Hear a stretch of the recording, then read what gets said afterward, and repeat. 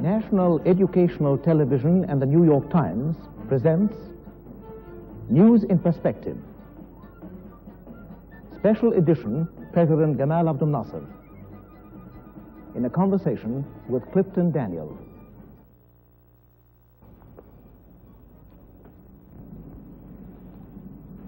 It was nearly 25 years ago that I first came to Egypt as a correspondent of the New York Times.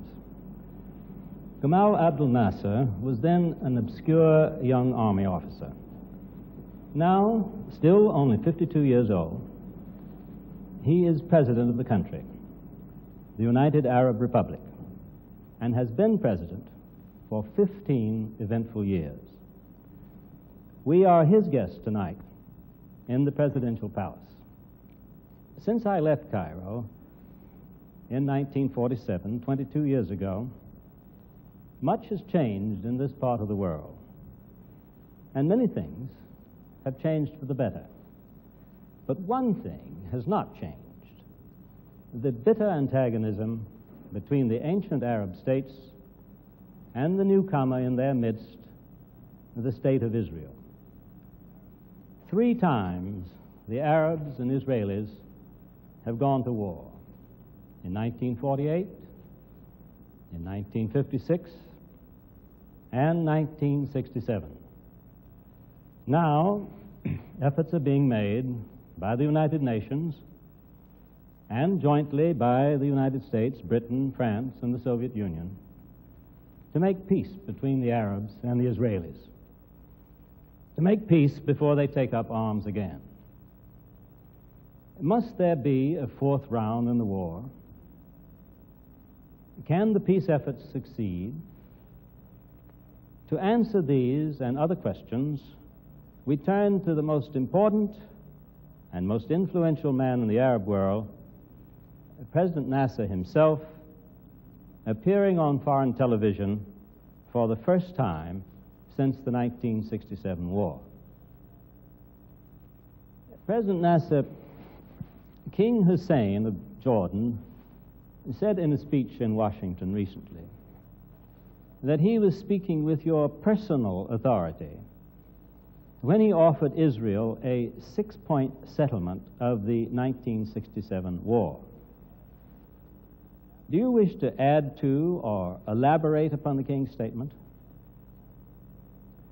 Well, it was said by the news agencies and the press that in the press club in New York, King Hussein said these points, but was said that this was a new project for peaceful settlement between the Arabs and the Israelis. Well, I don't think that there is a new project for a settlement. There is only one project. This is the United Nations Security Council resolution of 1967. Of course, King Hussein and I have agreed about the implementation of this resolution. So there is nothing new. There is no new plan. Well, I think I agree with you that King Hussein's points were precisely the same ones that you gave to Newsweek in February in a conversation like this one.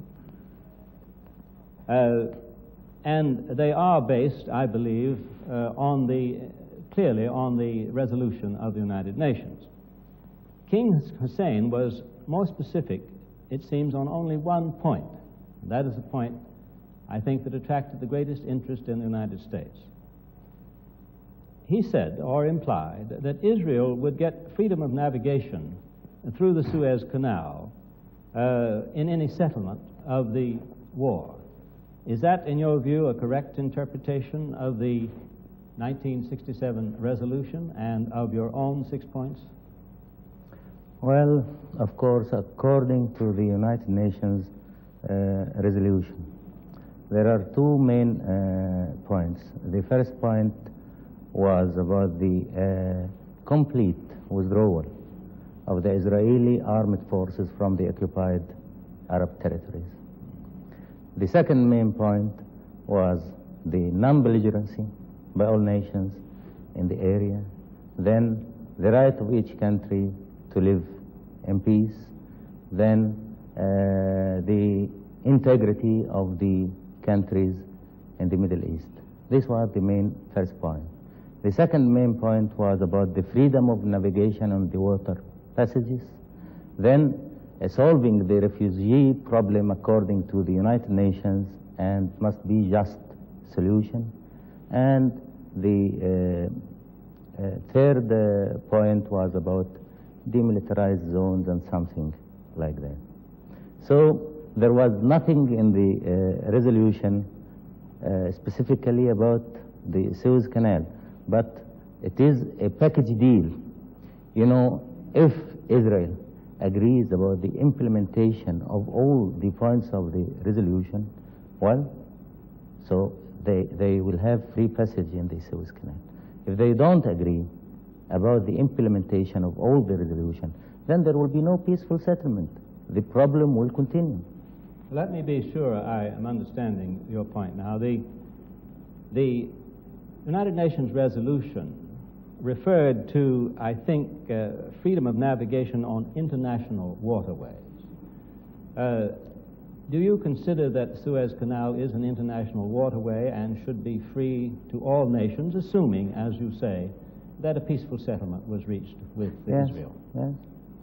And the Israelis, in case of a peaceful settlement with the Arab governments, would then be on the same footing as all other nations when it came to using the Suez Canal. You know, the problem between the Arabs and the Israeli is a problem going on for 20 years. I think many people in your country don't follow the reasons of the continuation of this problem for a long time. He was talking now just to the audience and speaking about the war of 1948. Well, there was a war in 1948. Some people under the Israeli propaganda accuse us of beginning this war, which is not true. I saw that in many of the newspapers and magazines in the United States. In 1948, well, there was the partition. There was the Palestinian state and the Jewish state. Before naming the Jewish state, this was decided in the United Nations. And on 15th of May, Britain decided to leave Palestine. Before the 15th of May, 1948, the Israelis attacked the Palestinian state. They occupied Jaffa. They occupied Akka.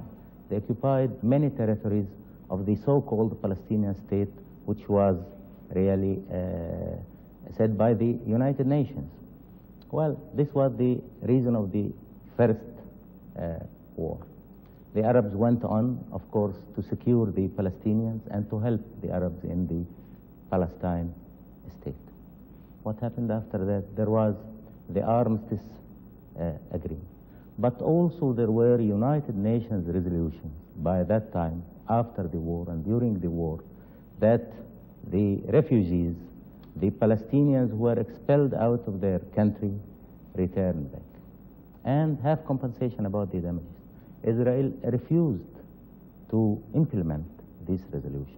Then there was a resolution for a conciliation committee, and the Israelis agreed and the Arabs agreed to attend this conciliation committee. This was on 49. We went there. The committee was formed from the United States, France, and Turkey. And still the committee until now in the United Nations. But after the first meeting, the Israelis refused to talk about the rehabilitation of the Arabs or the return of the Palestinians. This was the reason. We were insisting about the rights of the Arabs, of Palestinians, according to the United Nations resolutions. The Israeli refused, and that's why the problem continued for 20 years. From that time, the Suez Canal question continued also. Israel was not permitted to use the Suez Canal until they implement the United Nations resolution. They refused to implement the United Nations resolution. And so they were not permitted to use the Suez Canal until today. So the question is connected together. How do you think that a settlement, you say that if a satisfactory settlement were reached with Israel, then they could be given a normal place in the life of the Middle East, is, I think, what you're saying. How do you propose that the settlement should be reached? What would you say of the Yaring mission, the mission of Dr. Gunnar Yaring, the United Nations envoy? Is that the way to go about it, or should there be negotiations with Israel or an exchange of declarations? What is your view of the way the settlement should be approached? Well, of course, in order to reach peace, we have to give up, or the Israelis have to give up expansion. If they insist about expansion, there will be no peace. From the statements of all the Israeli leaders, they speak about expansion. About Jerusalem, the Golan Heights, and parts from Sinai, and parts from the Western Bank.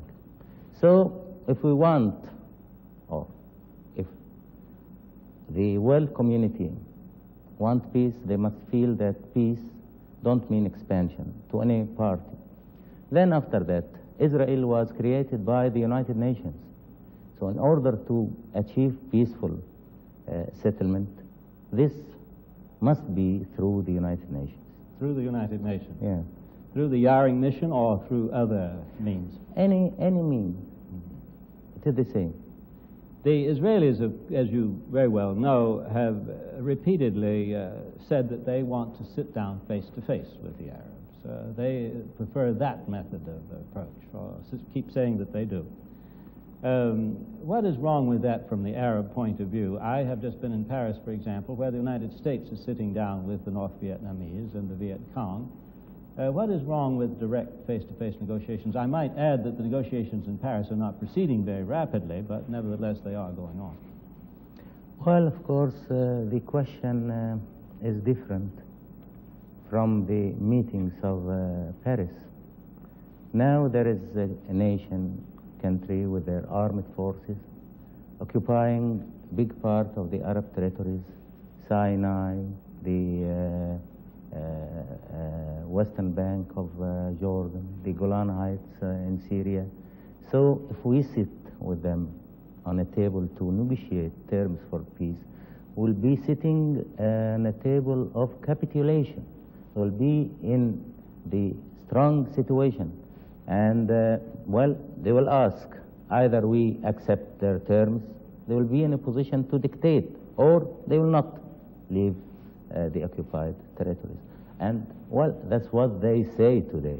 They say today, either the Arabs do so and so, or we will not evacuate the occupied territories.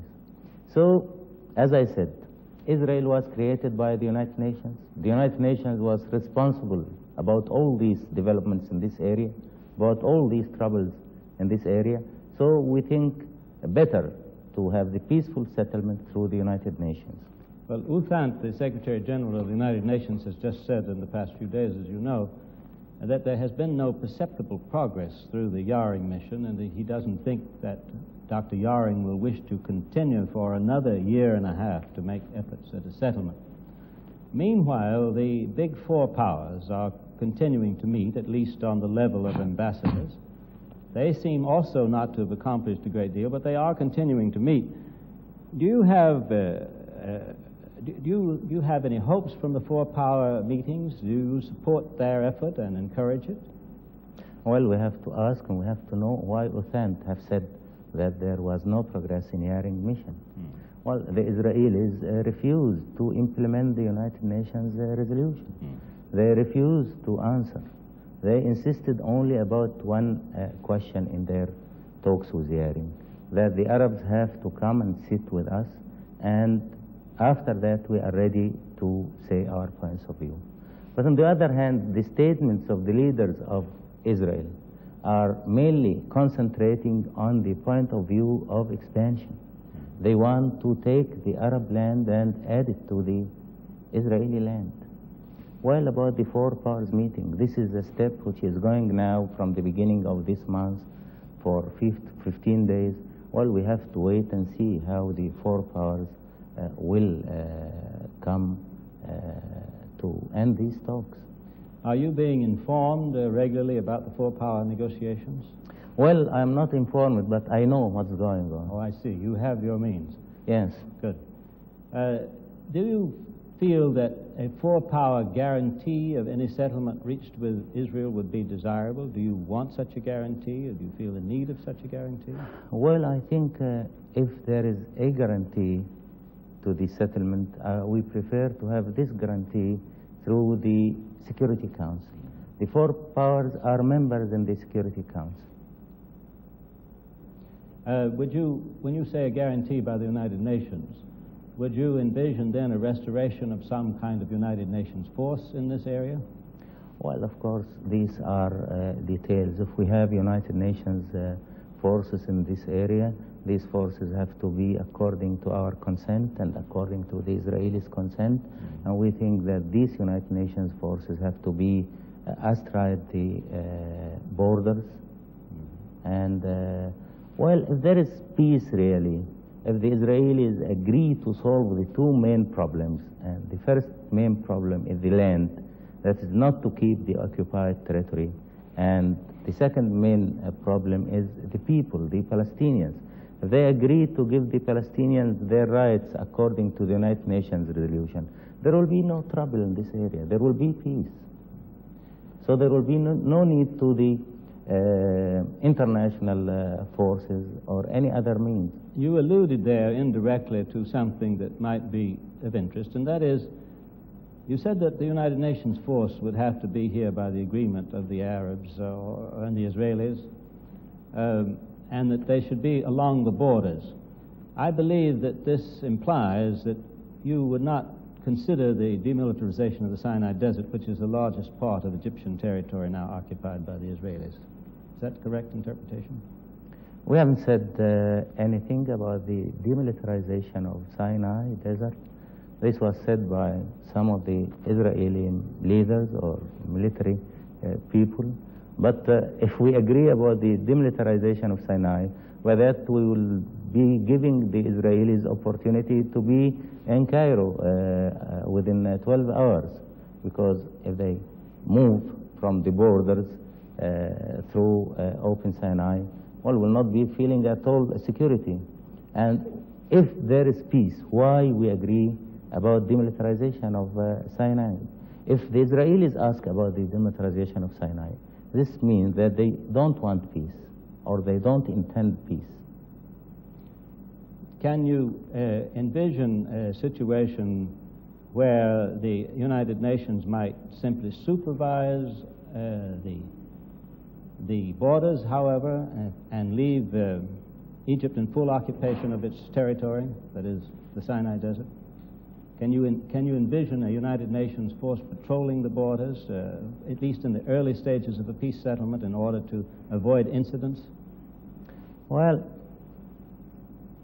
I think these are details to be discussed to achieve the peaceful solution. You know, in 1956, the recommendation of the United Nations was to have a police force, international police force, in the Israeli side and in the Egyptian side. But there was only one condition, that's to have these troops with the consent of the countries. Yes. We agreed. Then the Israelis refused. And then the police force continued for 10 times. When we asked the withdrawal of the police force, well, there were protests from the Israelis that we asked the withdrawal of the police force. But they refused to say, or people forget to remember that they refused 10 years ago, or more than 10 years ago, to have police force there. By having the police force on either sides, this will give security to everyone. If they don't consent to have the police force, there will be police force on our side. If we withdraw the police force, there will be police force on the other side of the borders. I see. The question comes down then to this point, it seems to me. What measures would you take to provide the secure borders that is mentioned in the United Nations resolution? What measures would be taken? Simply the signing of a peace treaty, or the signing of a peace agreement, or a declaration of peace between the powers? Or would you take any measures at all to Well, there are many measures, but the most important one is peace. If there is a solution about the territory, about the withdrawal of the Israelis from all the occupied territory, and if there is also solution to the Palestinians' problem, and implement the United Nations resolution according to their rights in their homeland, well, there will be no problems after that. There will be no reasons for tension.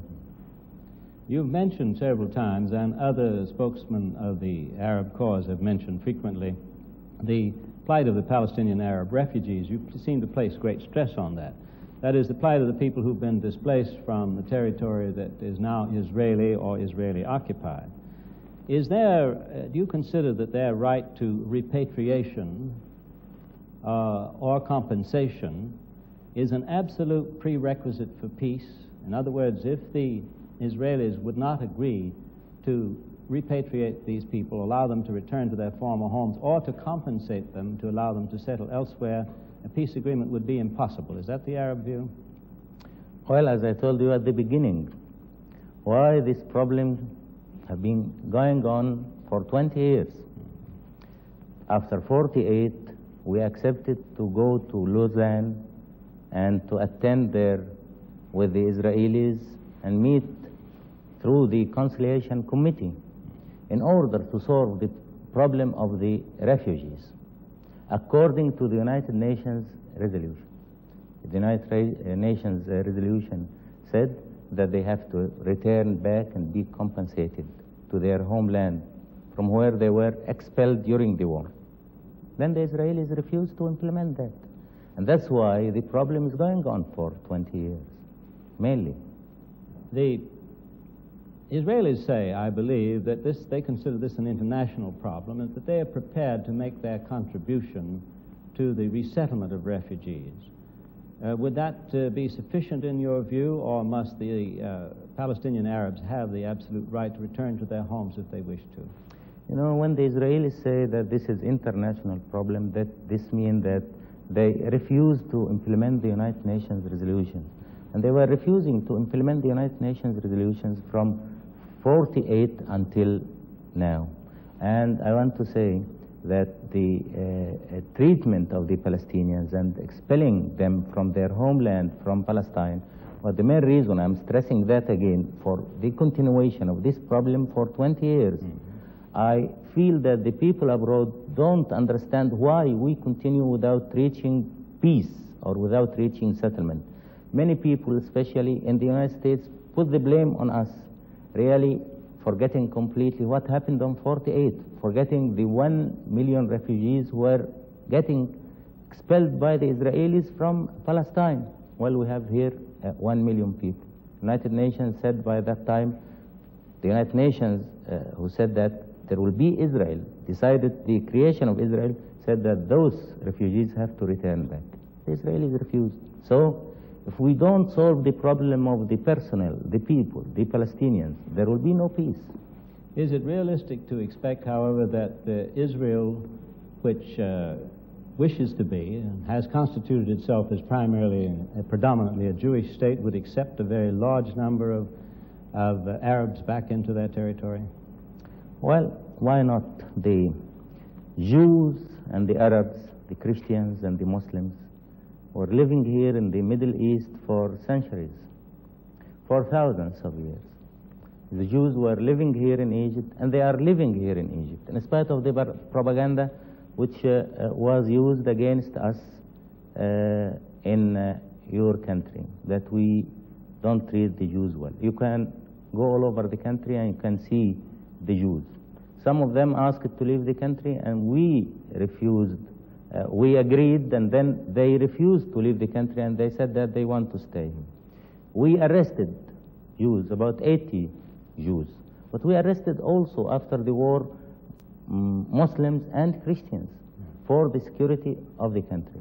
The Israelis now are arresting more than 7,000 Arabs from the occupied territories and Gaza. So I want to say again, the Jews and the Muslims, the Christians, the Arabs were living here for centuries. As a matter of information, how many members of the Jewish community in Egypt are left now? How many are still remaining? We have here about 5,000 Jews. About 5,000? Yeah. And how many, you say, under detention now? 80? About 80, yes. There were more than that, but some have been released. Yes. So I want to complete my explanation. We were living together, and there was no hatred. We said that it is well known, but I think some people have forgotten that we and Jews are cousins. Musa was born here in Egypt. We were always living in very good conditions. So why the Muslims and Christians, the Arabs and the Jews don't live together? Let me turn to a question now, if I may, of Arab unity. I believe I am correct in saying that only the United Arab Republic and Jordan have endorsed the United Nations resolution of 1967. Is that correct? The other Arab states have not lent their support to it. Lebanon, I think. Lebanon has. Yeah. Does this mean a disunity among the Arabs in their approach to the Israeli problem, or is there some other explanation of this? Well, of course, it is not a question of unity or disunity. It is a question of points of view. Everyone has his own point of view according to such a sensitive question like this question. Then it seems to me that it might be impossible, granting the position of Syria, which has refused to enter into any kind of discussions at all on this matter, that a settlement might have to be reached between one or two of the Arab states in Israel. Is that conceivable to you? Is there any objection to that from your point of view? That agreement might be reached, for example, by Jordan with Israel separately, or by the United Arab Republic with Israel separately? You know, if we agree about solving or settlement this question between Egypt and Israel alone, this means the continuation of the occupation of the Arab territory in western bank of Jordan and the Golan Heights. Then when we speak about the withdrawal of the Israeli armed forces from the occupied territory, we mean the occupied Egyptian and Jordanian and Syrian territory. So if they only withdraw from one country and continue on the other countries, there will be no solution or settlement. And that is clearly not satisfactory to you. Yes, of course, there must be a complete evacuation from all the Arab territories. We have often heard it said, and how true it is, I don't know, I want to ask you, that no Arab leader, no Arab government could actually sit down at a table and negotiate with Israel and sign an agreement. Is that really the case? Well, I want to tell you something. On 1949, on February, we sat with the Israelis on a table, and there was a representative of the United Nations, Punch, and we agreed about arms. We know about the arms agreement of 49. So what happened after that? The Israelis refused to implement the arms agreement, and they said this agreement is dead. These are the Israeli agreements. And that's why we insist about the United Nations agreement and securing any settlement. I believe that I'm interpreting you correctly when I say that, let me first state Israel's position in this matter, and I'd like to hear yours. Israel holds, I believe I'm correct in saying, that in order to establish the secure and recognized boundaries that are provided for in the United Nations resolution, that there need to be some adjustments in the borders in various places in what was formerly Palestine.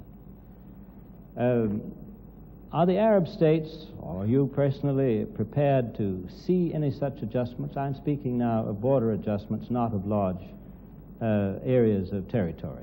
Are you prepared to agree to such adjustments or not? Well, if you remember the Security Council resolution, it was said about secure and recognized boundaries, not for Israel, but for all countries. Now, Israel is trying to give the impression that secure and recognized boundaries is only for Israel. So we have to reach agreement about secure and recognized boundaries in connection with the Israeli interests. But in the Security Council, it was not mentioning the Israelis, it was mentioning all the areas. Then let me say something for you. Our borders were here for years and years, centuries. So how anybody could ask me to agree to give him adjustments in these borders, or on other way, give him parts from our territory. Let's put the shoe on the other foot for a moment. Is there any territory you want from Israel? From our borders, we don't want any territory. Specifically, I think the American public would like to know is whether the Arab states could agree to the continued Israeli control of East Jerusalem, the old city of Jerusalem. I know what King Hussein has said about that. I believe you may have said the same thing, but I'd like to hear it. Well, I said to you at the beginning, we have to speak either about peace or expansion. By what you said, the control, I say occupation of the old city of Jerusalem. This is expansion. No Arab or Muslim could agree about that.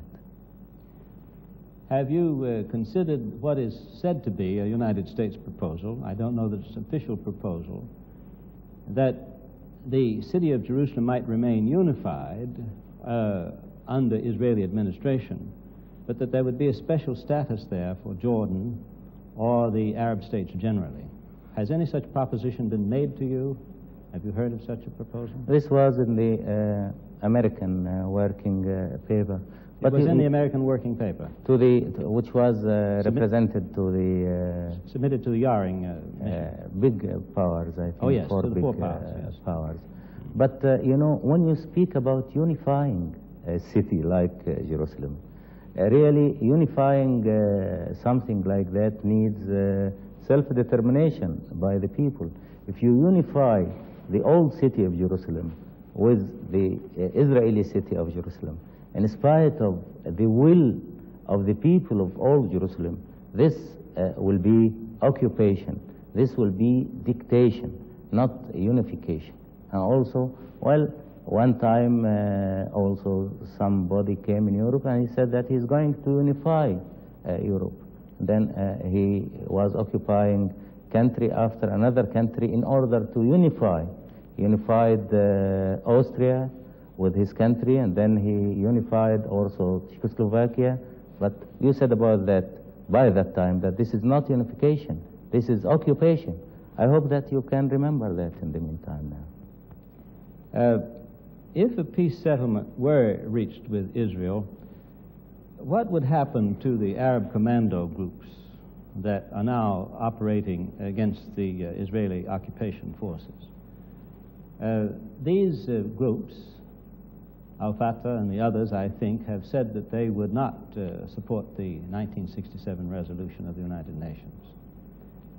Would they be disbanded? Would they disappear? What, in your opinion, would happen to them? Well, first of all, we have to say something about these groups. These groups are formed from the Palestinians who were expelled out of their country by 1948. Those groups are composed of the Palestinians. Those in 1967 The rest of their country was occupied. All what those people want is to achieve their rights, to return back to their homeland. I told you, without solving the problem of the Palestinians and giving them their rights to return back to their land and the complete withdrawal of the occupied territory, there will be no peace. We'll be speaking about something which nobody will be able to fulfill. So if there will be peace, this means that the problem of the Palestinians will be solved. So there will be no big problem for them. You think that these groups would dissolve automatically or naturally? You know, peace, if we achieve peace, real peace, as I said, peace means the land and the people. If we solve the problem of the land by the evacuation, if we solve the problem of the people by giving them all their rights according to what was said by the United Nations resolution, well, there will be real peace. Well, then we should not worry about the Palestinians' commandos. Do you think now, speaking of, again, of what Secretary U Thant said, that there had been little discernible progress made by the United Nations, do you think that the prospects for peace are now slipping away? You know, as long as the Israelis are insisting not to implement the United Nations resolution, and as long as the Israeli leaders are intending to expand and add Arab territory, more Arab territory to their country, well, everyone will be feeling that there will be no opportunities for peace, either peace or expansion.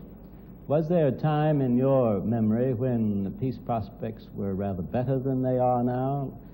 Looking back, I had personally the idea that in 1957 the prospects for peace were rather better than they are now, and that they were better at the time of the United Nations debate in 1967 than they are now.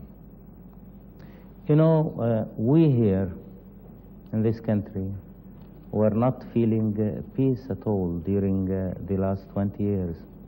And we were looking to Israel according to what they say to us. I want to tell you something. They say to us, they say here something different from what they say abroad or in the United States newspapers.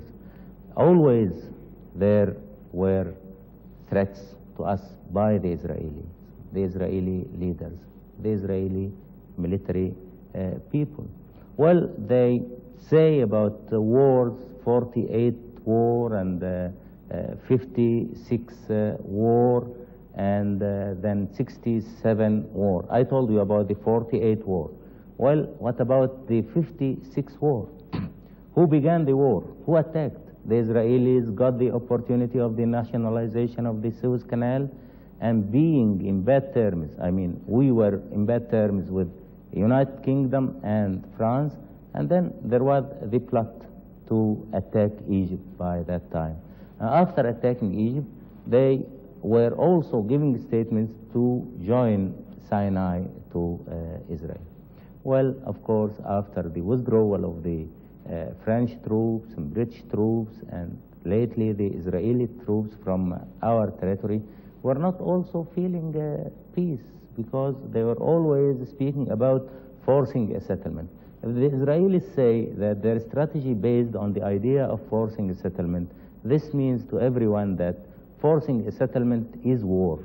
Because if you fulfill something by force, this means war. This was always their strategy. We're not feeling peace here. Now, President Nasser, on that point, I'd like to ask you a question which I think is very serious for you, for all the world, really. And that is whether, failing a settlement with Israel, is there an immediate and serious threat of war in this part of the world now? Well, I think there is a law, international law. If your country is occupied by armed forces, by your enemy, it is not only your right to liberate your country, but it is your duty.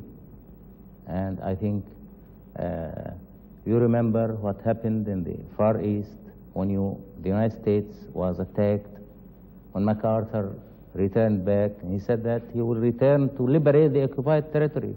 Well, it is the intention of every Arab, of every Egyptian here to liberate our occupied territory.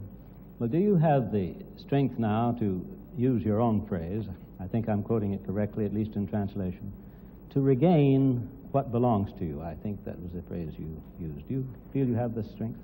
Well, the question is not a question of strength, and I cannot say to the Israelis if I have now, because they will see the program, if I have now the strength or if I don't have the strength. But I can say only our intentions. Well, can you say anything without giving away military strength secrets about the strength of your armaments? Have they been fully restored to the 1967 level? Well, I can say also only for you. Only for me. That we are building up our armed forces. Looking at the other side, the Israeli side, what are they doing, in your view, with their armed forces? Well, of course, the Israelis are building their armed forces. They received, after the invasion, because they invaded our country and the Arab countries on 1967, they received Skyhawks. These are airplanes from the United States. And now the United States have agreed to give them Phantom airplanes. They received also armored cars and tanks from United Kingdom. They could have the possibility to get varieties of arms from everywhere. Also, they are threatening us now, and they are occupying our territories, and they say everywhere they are threatened by the Arab and go to collect money. They collect millions of dollars from the United States. They collect millions of dollars from other countries. We don't collect dollars from anywhere. And by dollars, of course, they can get arms, and also by these dollars, they can face the economic situation, because, of course, they can have mobilization. Also, we have mobilization. So they are in better conditions. Let's take a still more serious question. Do you think that there is a possibility that Israel might develop a nuclear bomb and thus radically alter the balance of power in this area? Well, about this question, of course, if they develop atomic bombs, we also could develop atomic bombs. We have our technicians, and they can do that, but it's expensive, of course. It's very, very expensive. But if they got it, we'll get it. But I want to say something. We signed the non-proliferation treaty, and they refused to sign it. Of course, in this treaty, there are assurances by the United States and the Soviet Union that all countries who sign this treaty must have security against any atomic threat. You would, in that case, count on support from the Soviet Union and the United States if you were threatened with an atomic bomb. And also, we have to try to work in the same field as the Israelis. For several days now, there's been heavy shelling between the Egyptian and Israeli positions on the opposite sides of the Suez Canal. From your point of view, from the Egyptian point of view, what is the aim and purpose of these bombardments? What is causing all of this shooting? You know, from the first beginning after the occupation, the Israelis were in a better situation than us, because the Israelis were on the eastern side of the canal, facing two big cities with the population of about 600,000. These cities are the cities of Suez and Ismailia, and some other small cities on the western side of the Suez Canal. And they began from the first time after ceasefire, the bombardment of Suez and Ismailia. Of course, as a result of the continuation of the bombardment, we suffered many civil casualties because they were bombarding the civilians and aiming the houses of the civilians, and on the other hand, their aim was to affect our refineries there. We have decided after that to evacuate the bulk of the people from Suez and Ismailia and keep only there those who are needed to run the work in the two cities. So also we were rebuilding our army. After that, after when we thought that time is ripe for counteraction from our side, we also began to bombard them. This is the story in brief. It doesn't, in your opinion, signify anything more serious than that this time?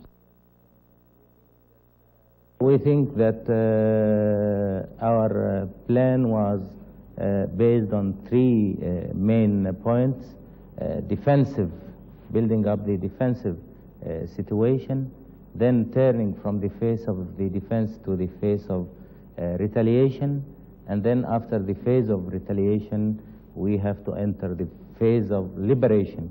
Now we are in the second phase, the phase of retaliation. Let me turn from military affairs to politics and ask you a question about President Nixon. Since he took office, has there been any change that you have observed in the United States' attitude toward these issues in the Middle East? Is American policy, to use Governor Scranton's phrase, which has now become so familiar, is American policy more even-handed in your view? Well, of course, the first thing which we feel that we are not dealing with Rostov brothers. Rostov brothers, I think you know them. One of them was in the White House. The other one was in the State Department. They were representing the point of view of Israel, not the point of view of the United States. Excuse me by saying that, but this was our impression. And also, you know, your representative in the United Nations by that time was defending Israel more than the Israeli representative. This was Goldberg. After leaving their posts, of course, they are now giving statements which are clearly let one know that they support 100% the point of view of Israel. Now, well, we don't have the Rostov brothers, we don't have Goldberg. There is a new administration, and new people dealing with the question, but just beginning. Do you think this is an appropriate time for you to reestablish diplomatic relations with the United States? Well, I'll tell you something. Of course, we like to have diplomatic relations with the United States. But of course, in order to have these diplomatic relations with the United States, there should be a change, of course. Until now, there was no change in the policy of the United States. All what we want from the United States to be fair and to be just in dealing with this problem. We don't want the United States policy to be in our side. We don't want the United States policy to support us against the Israelis, but we want the United States policy to be just in dealing with the problems. We want even-handed, as it was said when Governor Scranton visited us before January. And the answer seems to be that you are not yet convinced that American policy is such that you would want to reestablish relations just now. Well, of course, the main point is the occupation and the evacuation of the Israeli armed forces. Of course, in order to establish relations, there must be a clear situation by the United States. And it is a question which is affecting our internal policy, because we will say to our people, we will resume the relations because of so and so. So we wait for that to happen. Do you think then that the United States is in position to require the Israelis to withdraw? We hope. We hope so. Well, are you encouraged then by the interest that the United States is taking in the four-power talks, by its willingness to participate in these talks, even though I think the Israelis are somewhat opposed to American participation? It would seem so from their statements. Well, I want to say something. When Yaring was appointed, it was clear to everybody that he will continue for more than a year and a half, and he continued for more than 1 year and a half without reaching any solution. Well, let us hope that the four powers talk don't continue for 2 or 3 or 4 years. The Conciliation Committee, which was appointed by the United Nations on 49, is still alive until now without any result. Something what happened in the past about the Israeli-Arab problems was that committees, meetings, discussions begin, but they don't come to an end. Turning to another aspect of foreign policy, your critics, as you are well aware, say that the Soviet Union, through military and economic aid to this country, now dominates the United Arab Republic, and that you've in effect given Moscow a strategic foothold in the Mediterranean. What is your observation on that criticism? You know, this is not a new criticism. If you remember what was said about us on 55, especially in the New York Times. You know, this was said in the New York Times. You have to refresh my memory. In the New York Times on 55, when we reached the arms deal with the Soviet Union, it was said that this will put us under the domination of the Soviet Union and so on. And I had interviews after that with the editors from the New York Times said this will not happen. Then when we reached the agreement with the Soviet Union about building the high dam after the withdrawal of the offer of financing the high dam by the United States, it was said also in the newspapers, including the New York Times, that will be under the influence of the Soviet Union. And we got for the high dam 5,000 technicians participated with us. Now, after 9 years, we have finished the high dam. The Soviet technicians have returned back to their countries, leaving only now here about 300. They will go next year after ending the having the turbines in the high dam, but nothing have been done. That's to say, to be under the influence of the Soviets. Then, after 67, it was said so, and you say that now. But after 67, the Soviet Union really helped us. We lost all our army. Well, many countries have lost their armies before. Well, during the Second World War, the United States have lost their navy in Pearl Harbor completely. But they were able to study after that. We lost our army, and we were in need, of course, to have new arms and to rebuild our armed forces. The Soviet Union have agreed to give us. Then we asked them to give us technicians. They agreed. We have technicians now. And we asked them about many things, to help us in the economical field, to give us raw materials, supply us with wheat. They agreed about that.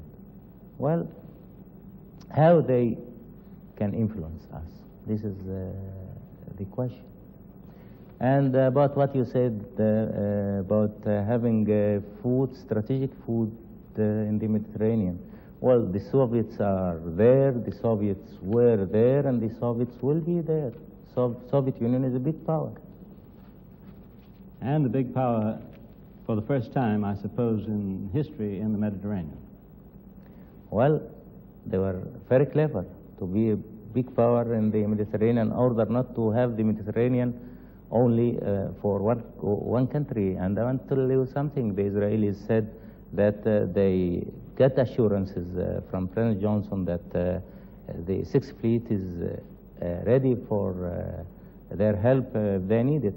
This was said by the leaders of Israel. Well, before we end this conversation, President Nasser, I think we should take advantage of what is really a rare opportunity for you and a rare opportunity particularly for our audience, an opportunity for you to address to the American people, personally and directly, any message you like. What would you like to tell the American people that I haven't asked you about? Well, I think that I have to say to the American people that they have to understand us, the Arabs, and not to listen to the hostile propaganda which is concentrated against the Arabs and against us, especially in the United States. And the Israelis are very, very influential and very clever in that field. I want to say also to the United States people that the Arab people have great appreciation to the United States people, and while the Arab people are friendly people and they want to have the opportunities for good and better relations between the two peoples, there is no direct conflict between the United States and the Arabs. The only reason for conflict between the United States and the Arabs is the Israelis and the United States taking the sides of Israel. We want the United States and United States people to be even-handed in this problem. One final question, a brief one. I've asked you about your country's military strength. What about its economic strength today? Great or small? Our growing, country. your country, its economic strength. It is growing. This year we are fulfilling growth of production of 6.5%. In spite of the difficult position in which we face, we are building steel mills. We are now building steel mill, a new steel mill, and the production will be 1 million tons in addition to our steel mills which we have. We are building the strip mill. I will open it on the 1st of May. The investment of it is 70 million pounds. We are progressing in all fields. We are, in spite of that, going on in our plan of industrialization, all our plans, and we're having opportunities of work for everyone. We don't have unemployment. We are building schools. We are going on in the development of our country, and we are going on in our plan to raise the standard of living, double the national income every 10 years. Well, as they say in Washington, thank you, Mr. President, and goodbye from Cairo. Well, that's all. Thank you.